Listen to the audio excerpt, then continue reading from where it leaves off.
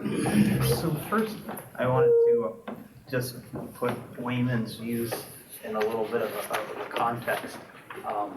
He, as I wrote, thinks that he thinks that mind-only thought up through the time of Stiramati does not deny external objects. And so Schmidhausen has written an article in which he says that early Yogacara doesn't deny external objects.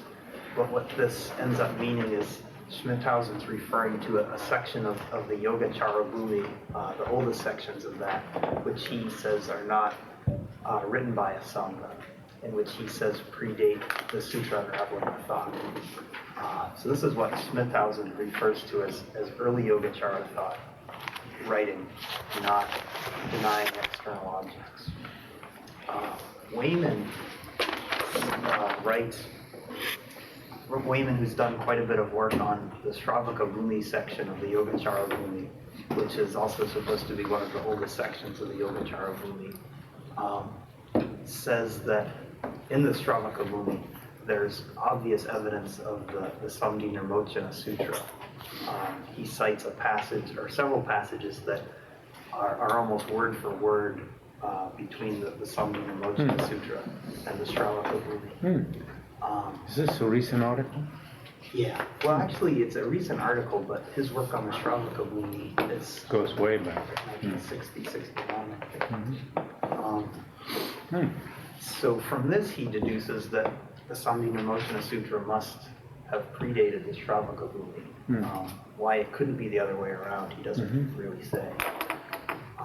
So from this, that this early part of the Yogacara Bhumi does not deny external objects. And the fact that he says the Samdhinirmochana Sutra predates this section of the Yogacara Bhumi leads him to conclude that Samdhinirmochana Sutra also does not refute external objects.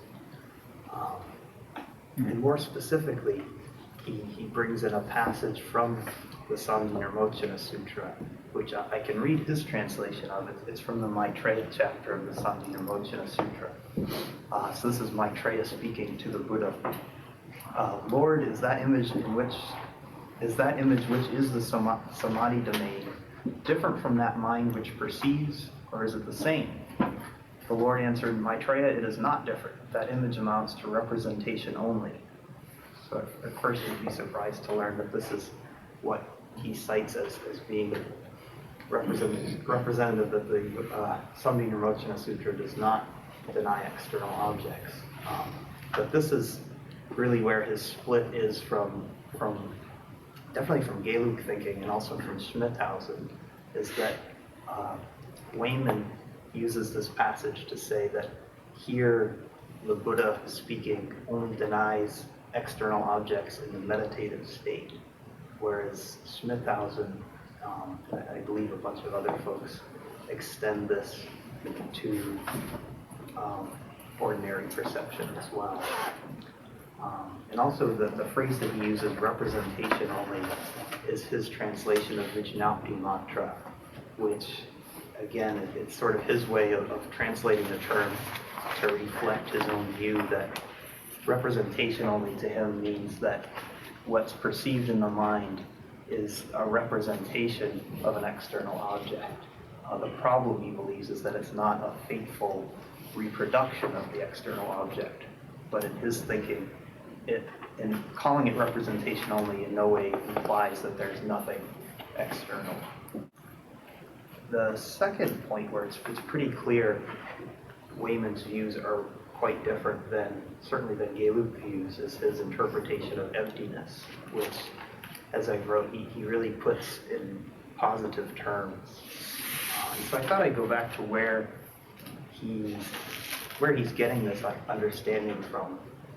It's basically his belief that Indian thought after the rise of the Samkhya school in India is all pretty much phrased, all future philosophical developments from that point are phrased in terms which mirror the Samkhya beliefs, in which basically the Samkhyas are speaking, again, this is Wayman's wording of what the Samkhya are saying. Samkhya teaches a material evolution from prakriti, which he translates as primordial substance, with each successively coarser grade of substance being invested with and variously exemplifying the passive consciousness of purusha, which he translates as person. So his view of Samkhya is that there's this material substance which is sort of molded successively by a person's consciousness. And so it's this formula that he sees mind-only thought being kind of sprung out of, in which he basically equates prakriti, this primordial substance, with shunyata in mind-only. And he equates purusha, the person in Samkhya, with a phrase, abhūta parikalpa, which he translates as imagination of unreality. It's a big term, and in the translation, if you look to 261, unreal ideation is how Hopkins does it. Yanda mayin gundo. In this is just because it's in poetry that it's done this way. Abhūta parikalpa says, for discussion of this term, see 77. And then Tsongkhapa has some discussion of it here. And on 77, Maitreya says that what exists is unreal ideation, which is odd. Do you have that with you? Probably not. Maitreya says unreal ideation exists. Duality does not exist in that ideation. Now, Tsongkhapa, why does he say that only unreal ideation exists? Some sort of consciousness thing. And Gelugpa's explained this away as ideation being the main other-powered nature. The main other-powered nature, and thus unreal ideation comes to stand for all other-powered natures. Now, Maitreya's differentiation of the middle and extremes itself says, unreal ideation is the minds and mental factors of the three realms. Now, Maitreya, in the same text, Tsongkhapa doesn't bring it up, limits the meaning to the minds and mental factors of the three realms. So based on this, the early 20th century commentator Taishō Geshe Losang Punso identifies unreal ideation as all consciousnesses of the desire, form, and formless realms that have dualistic appearance, because you could be in the desire realm and realize emptiness. The dualistic appearance of apprehended object and apprehending subject. Thus, the term is not limited to conceptual consciousnesses. You might think that. Yandakpa mayimbe kundu dokpa. That dokpa is like conceptual consciousness. But just as dokpa in highest yoga tantra is used for everything except the mind of clear light, even directly perceiving consciousnesses, it's like a smear term. Here it's used, as Maitreya himself says, unreal ideation, which is Yanda Mayin Gundo, or Yanda Mayin Gundo, is the minds and mental factors of the three realms. Now Gelug still, because it, as George Dreyfus says, is a sort of semi-realist, is taking a semi-realist stance on many, many topics, and you know, there's no apprehended object that's a different entity, but there's an apprehended object. You know, they're always saving these things. And they're claiming that Tsongkhapa does not say that that when analyzed, form does not exist. He does say that in the book Sparum, translated, which is written in his 20s. He does say that under analysis, form doesn't exist. So then the five aggregates would not exist. And then would that mean that they have realized that form was not established from its own side? So the monastic colleges with one voice say that form does exist in the mind-only school. Jayasheba hedges it by saying matter, pimbo, does not exist. Because pimbo is duldu truba, and truba there means duldu dembar truba. I mean, you know, if you're going to have form, you're going to have atoms, dual. You're going to have atomic particles to build them up. Wait, unless it's all mental form. Okay? So there's a whole tangle on that. But a Gelugpa read, even on a statement that unreal ideation is the minds and mental factors of the three realms, is that these are just the most important. Well, you can see it in a mind-only system. But you could also just say, well, all these things are just mind or just appearances of mind, so when you really get down to it, there isn't any form aggregate. The monastic textbooks don't want to say that. Now, Thupten Jimba told me that he knew of a statement in Tsongpa's later writing that said that that the form aggregate does not, when analyzed, the form aggregate does not exist. And I let him get away before getting the quote, but I can get him on email. Now, Gelugpa scholars take unreal ideation as a code word for other powered natures, since, as the late Dajin Rapten says, one of my teachers, they are imbued, all other powered natures are imbued with the mess of ideation.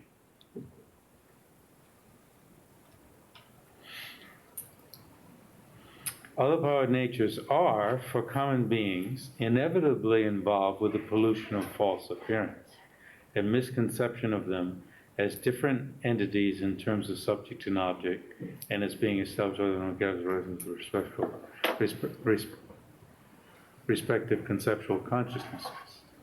Still, this is not to say that there are not pure other powered natures, such as the wisdom of meditative equipoise directly realizing emptiness. Now that's that reference. Now let's see. Yes.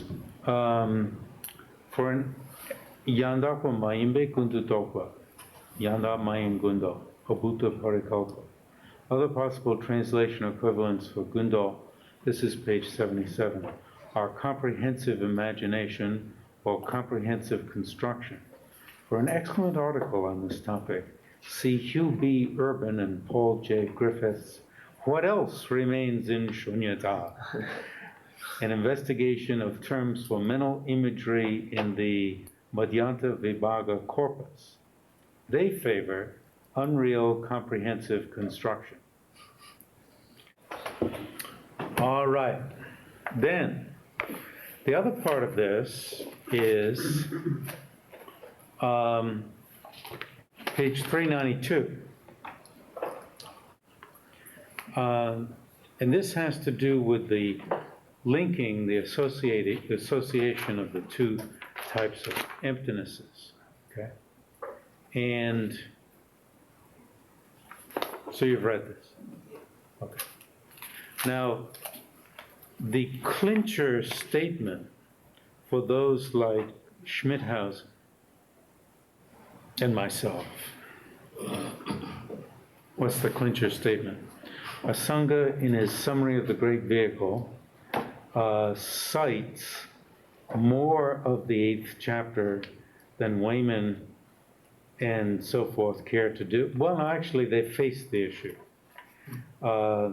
It said like, oh yeah, okay, objects of meditation are the same entity of the mind, but what about these other things? the regular world. And Buddha says, what? That extends to the ordinary perceptions. Right, it extends to them also. Clear statement. In the 8th chapter. Yeah. In the 8th chapter of the Sutta Sutra. Right. Now, just trying to find it here. Is that what it says the three realms should be known to be one? I don't put much stock on that because you can take that many different ways. And Wayman is taking it the way Chandrakirti takes it, from the Dashabhumika Sutra. And Chandrakirti takes it as being a Madhyamaka text, whereas he takes the Sutta as being mind only. Whereas, just to kind of complicated, big surprise, Bhava Viveka says Buddha never taught mind only. The Chidamatrans are just totally messed up. So there aren't 4 schools of tenets. I mean, he doesn't conclude that, but you have to. There aren't 4, there are 3. So did he say the sutra is like a forgery, or? No, the sutra isn't a forgery. They've just mistaken it, that the mind is the main factor. But Chandrakirti admits that it's mind only and thus has to be interpreted. That the mind only people have gotten it right as to what it's saying. Now, for example, in dreams, without there being any objects, just consciousness itself appears in the aspects of various objects: forms, sounds, odors, tastes, tangible objects, houses, forests, ground, mountains, and so forth. Through this example, everything is also to be understood as just cognition only. That's in a sangha or in a sutra? That's in a sangha. But is he still quoting from the sutra? No, it's a sangha at this point. So a sangha, Hopkins says, and Schmidhausen too, this is in the Summary of the Great Vehicle, clearly says that the objectlessness of dreams is to be carried over to all situations. Through this example, everything is also to be understood as just cognition only. Now, Wayman takes that as representation only. Okay? But when it is just consciousness itself appears in the aspect of various objects, forms, sounds, and so forth. The dream analogy? Just consciousness itself appears. It's very hard to do, I think. But anyway. And then Asanga goes on to give many other examples. So then, Sangha goes on. If, like dreams and so forth, the waking state also is reduced to just viññapti matra, Berman, information only, Hopkins, cognition only, Wayman, representation only, right? Now, representation only could be taken 2 ways. A representation of consciousness, although representation usually means a representation of the external world, which I think Wayman has both of these in it, right? There's some external substratum, That's what he wants. and then there's an overlay. So, if like dreams and so forth, the waking state, is also reduced to just viññapti matra in all respects, then, just as, for example, with respect to dreams, an awareness that a dream is just cognition, is just viññapti matra arises. In other words, sometimes in dreams, one is aware that this is dream only. Why does such not arise here? Meaning, with respect to the waking state. And the answer is, it does arise for those who have been awakened through knowledge of suchness. It's very hard to do something with this. Now, then,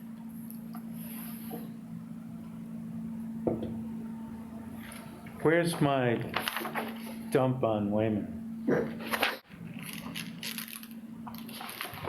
Anyway, Wayman says, and I found confirmation for this view when I was reading through Tsongkhapa's Lekshe Nyingpo, where he says it is not that a clear exposition of mind only is not set forth in the Sanghita Sutra, and which means a clear exposition of mind only is set forth in the Sanghita Sutra, where in the 8th chapter, you see.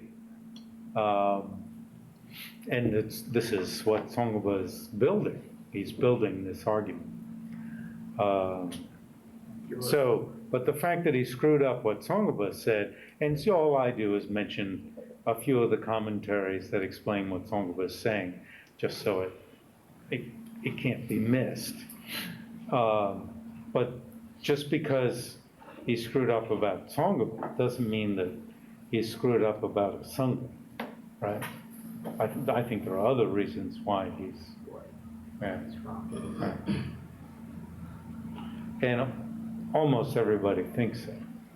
The other person who's followed him is Jan Willis in her book on Knowing Reality. And what she says is, yes, in the summary of the great vehicle of Sangha did indeed extend this meditative experience to ordinary life. The spiritual experience was extended to the philosophical, so to speak. And she discounts it, therefore. But she very consistently explains away all of Asanga's mind-only, I don't know about all, but probably all of the Asanga's mind-only references. She makes them provisional, alaya vijnana, oh, that's just provisional. But it's really well done, as opposed, I think, to what I've seen so far of Wayman's, in that she's trying to make a very consistent story out of it all. And what Wayman has to contend with is the statement in the 20 or the 30, these 3 realms of mind only, which is brought over from the Dashabhumika. But indeed, Chandrakirti takes this as meaning mind is the main thing. So the mere statement doesn't show it. It's just what he goes on in the rest of the text to say. And the appearances of hell beings are just the appearances of one's karma and so forth.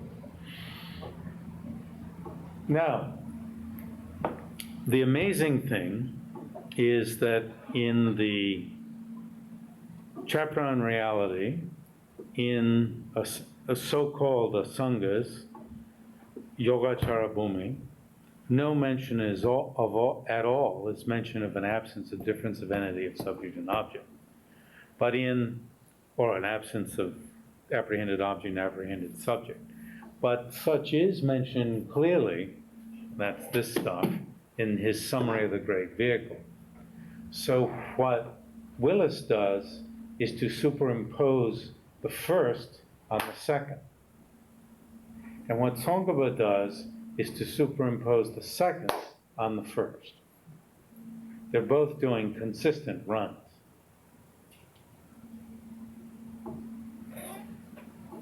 And Schmidhausen is saying, well, Asanga probably really didn't write the Yogacara Bhumi, the chapter on reality in the Yogacara Bhumi. And so first you have the Yogacara Bhumi, then you have the Sanghita Sutra, then you have Asanga's summary of the great vehicle. He's doing a time strata like this. And so it's very interesting that Wayman is taking apart Schmidhausen's argument and proposing a different time strata. I don't know. Well, in terms of what do we call them? Traditional Indian and Tibetan histories, on the order of these two compositions, between Taranatha and Pudurn, one of them says this one was earlier, the other one says this one was earlier. So, you know, that's a toss-up itself. But does the entire Tibetan tradition take the Yogacara Bhumi to be written by a Sangha? I would think entire. Tsongkhapa's case is that there are linguistic similarities, you know, terms and so forth that are central to this chapter in the chapter on reality and in the summary of the Great Vehicle. And that justifies pulling the absence of subject and object onto, superimposing it onto the chapter on reality. And he does, it's very interesting, he points out terminological similarities that other people are not pointing out. And that's why I see Schmidhausen's work and Tsongkhapa's work as in some way working together. Then, next one. I want to start with a preliminary note that this Vallée Poussin supposedly did this translation of Vignapti Maitreya Siddhi from Chinese into French. But I'm a little bit skeptical of that for two main reasons. One is he never anywhere mentions a Chinese name for the Mind-Only school. Instead, he only uses the Japanese term Hoso. And secondly, he makes a lot of reference to Sanskrit texts and commentaries and Japanese commentaries, but I didn't notice any. I asked Paul Groner about this, and he said he thought that he couldn't read Japanese, but could only read Chinese. But most of his references are to Japanese scholarship. So that was... La Vallée Poussin uncovered. But anyway, that aside, the Vignapti Maitreya Siddhi is a commentary on Vasubandhu's 30 stanzas on the establishment of cognition-only, which is attributed to Dharmapala and 9 other commentators, according to Poussin. Hopkins says 10 other commentators, which was translated. I think it's 10 10 total. including Dharmapala. Okay. I think so. Okay. According to the introduction to the French translation by La Vallée Poussin, it seems that this work is a compilation by Hsüan-tsang of various commentaries on the 30, including those of Dharmapala Stiramati, other people, along with extracts from works by Asanga Dignaga Vasubandhu and sutras as well.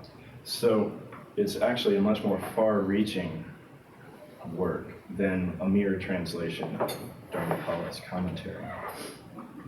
It is this compilation and translation by Hsüan-tsang which represents the very foundation of the Chinese Fa-xiang, the Japanese Hoso, and the Vijnana Badu, or whatever, or idealist philosophical schools known to us as Mind-Only.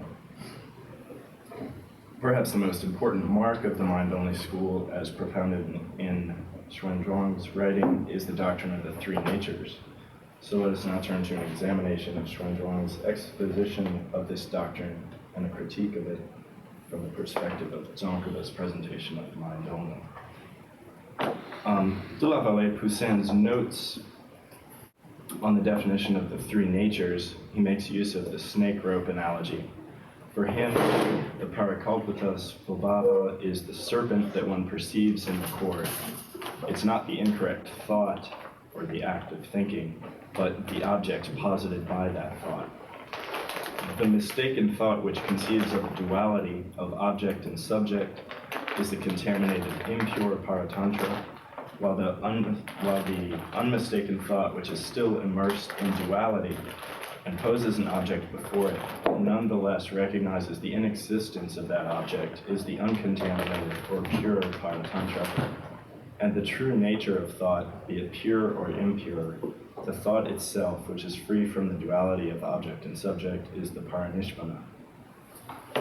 So more in the terminology that we've been using, the imputational nature is the object and or subject posited by incorrect thought, here the snake and the subject perceiving the snake.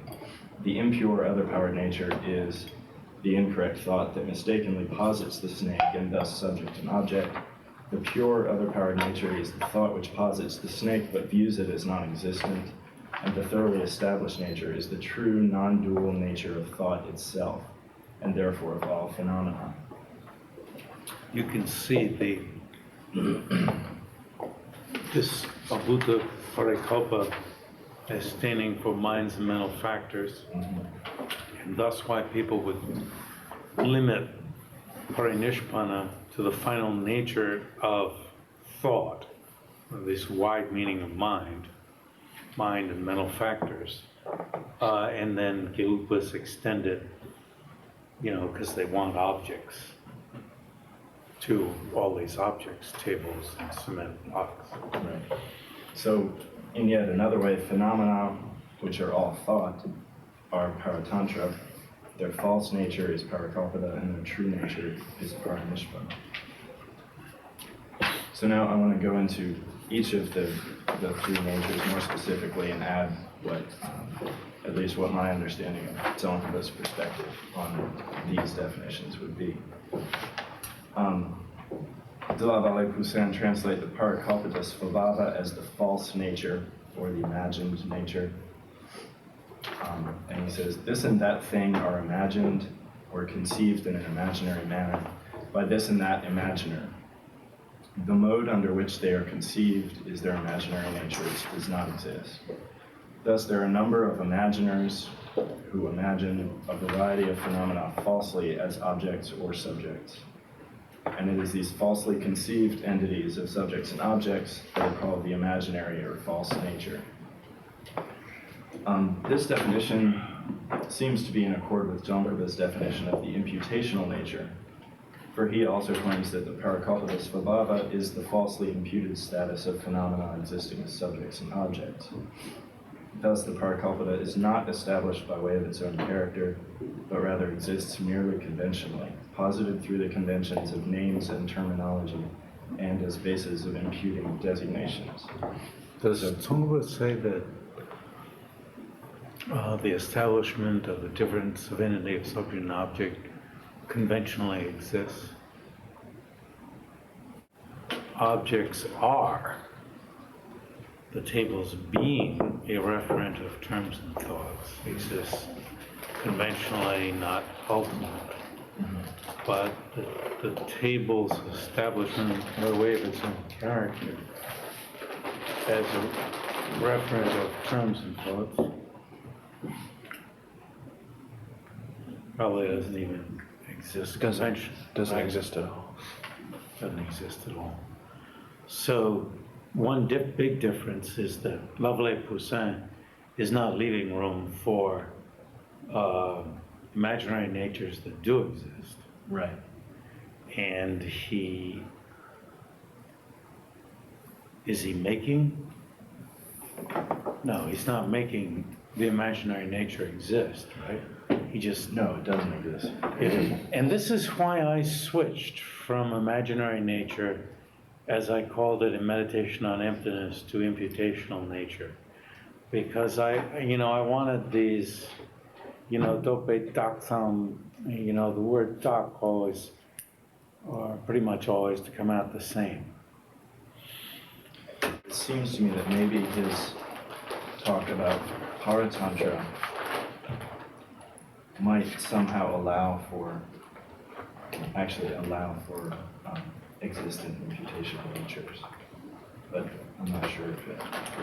Whether paratantra would, yeah, well, that's the other choice.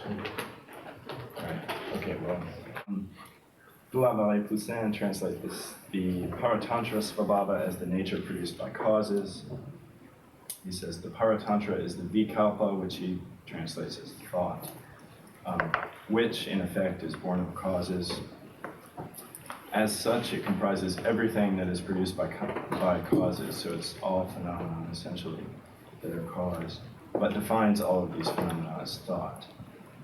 Impure paratantra is the thought itself which conceives of an imaginary nature, and is therefore nothing more than paratantra itself.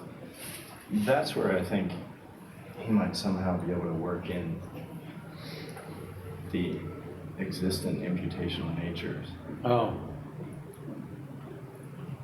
Since we're not talking about cement blocks and tables, but the minds and mental factors Right, that conceive. perceive these.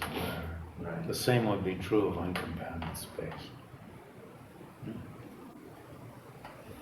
And then pure paratantra, on the other hand, is the thought which, although still mired in duality, recognizes the emptiness of its object, and therefore is as much paranishpana as it is paratantra. An illustration of this is the dual nature of pure thought. Inasmuch as pure thought is produced by causes, it is paratantra, but as it is unmistaken, it is paranishpana. Thus, the paratantra is both real and an object of true knowledge. And I think this also is in accord with Dzongkhapa's presentation, in which paratantra svabhāva is characterized as both existing ultimately as which in Hsüan-tsang or de la Vallée Poussin's words is as an object of true knowledge, and as a conventional truth or real. What is real? Real, conventional truth. What is it that's real? I wonder. The paratantra is Okay. both real Yeah. and an object of true Mhm. knowledge. Paratantra ultimately exists because it exists within not being posited through the force of conventions, but rather exists by way of its own character, and it exists as a conventional truth for the same reason. Thus, the paratantra is the base of imputation of the imputational factors, as well as the base of emptiness, but it still is not external phenomena. It's all thought. Now, La Vallée Poussin says all that? No, that's my take on Dzongkhapa's thing, which I think is in agreement with Vallée Poussin's. The paranishpana, he translates as the true nature, and he says the paranishpana is the eternal non-existence of the parikalpa in the paratantra. So it's the true nature of thought, which is paratantra. Thought is paratantra. Empty of duality, which is parikalpa, and is characterized by three marks. It is universal. That's to say, it's not lacking anywhere. It's eternal, having no creation and no destruction, and it is real, true, and not mistaken. As such, the paranishpana itself is not empty of paratantra, for it is defined as the lack of just parikalpa, and not as a lack of both parikalpa and paratantra. But rather, it is the emptiness of paratantra, which is defined as the lack of parikalpa within paratantra. In this way, the paranishpana is defined as a positive phenomenon, which itself is the real substance of paratantra. This being the case, paranishpana can be neither different from nor the same as paratantra. For if it were different from paratantra, it could not be the true nature of paratantra. And if it were not different from paratantra, it would arise in dependence upon causes and conditions and would therefore be impermanent. It also follows that so long as one has not directly perceived the paranishpana, one cannot truly perceive the paratantra. Because the paranishpana is defined as the lack of the parikalpa in the paratantra, correct perception of the paranishpana is absolutely essential for correct perception of the paratantra, free of parikalpa. And I think Dzongkapa is in agreement with this definition in some respects. For he also explicitly states that the parinishpana, or the thoroughly established nature, is the emptiness of the parikalpa, imputational nature, in the paratantra, the other power nature. It's amazingly similar. Yes, please. Okay, Dzongkhapa agrees with the definition of the thoroughly established nature as the emptiness of the other power natures being empty of imputational nature. And he agrees with the three marks delineated in Hsüan-tsang's presentation, which characterize the parinishpana as universal, uncreated, and unceasing, and true. But he disagrees with the definition of parinishpana as a positive phenomenon. Oh, and both Vallée Poussin claim this and Hsüan-tsang. Yeah. I follow. This is because for Dzongkhapa, the emptiness, which is the defining characteristic of the thoroughly established nature, is a mere absence of the imputational nature in the other power nature. He doesn't suggest anything positive to replace it. It's an explicit negation of its object of negation, which is the imputational nature, and doesn't imply anything positive in its place. Why does he want to hold that? Why does Dzongkhapa? Yeah. I think there's a psychological background to this. And Sangha says something like it is as if the mind ceases. Well, Hsüan-tsang, on the other hand, holds that emptiness is not such a non-affirming negative. Oh, I think so. According to his reading, the wordplay between emptiness of and empty of is of great significance. For the use of the term emptiness of rather than empty of in this particular context demonstrates that the parinishpana is the positive phenomena, emptiness of, and not a mere lack, empty of. Good. Okay. Yeah, I think on the other side, this, as we've said, this is a system of mind only. And the proponents of mind only meditate on mind only. Is there just a sense of, do you go into some state of, it's as if the mind ceases? And then, in highest yoga tantra, this is called the stage of Zorim, the completion stage of the ultimate, the clear light, rather than just saying emptiness.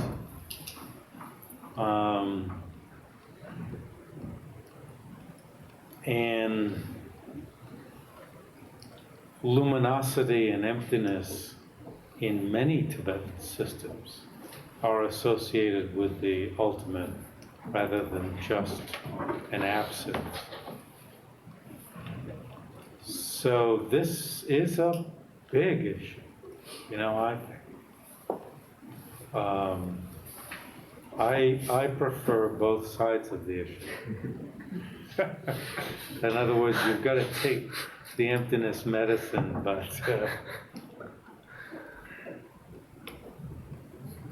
and even if luminosity is appearing, right?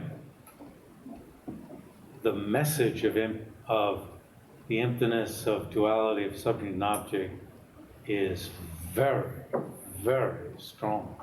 That's sort of how I try to straddle all the systems. And looked at it from Hsüan-tsang's point of view, Tsongkhapa's fallen to a view of nihilism. Looked at it from Tsongkhapa's point of view, Hsüan-tsang has fallen to a view of, eternalism, I guess, exaggeration of what exists in what appears in the face of meditative equipoise. But for a sentient being, for somebody who isn't a Buddha, but for a Buddha can see both. It ain't easy. And then there are these people within Gelug who say you are meditating on mind. Anyway, good. See you next time. See you tomorrow morning in the conference room at Religious Studies. And it should be fabulous at this point to be shown all sorts of other traditions.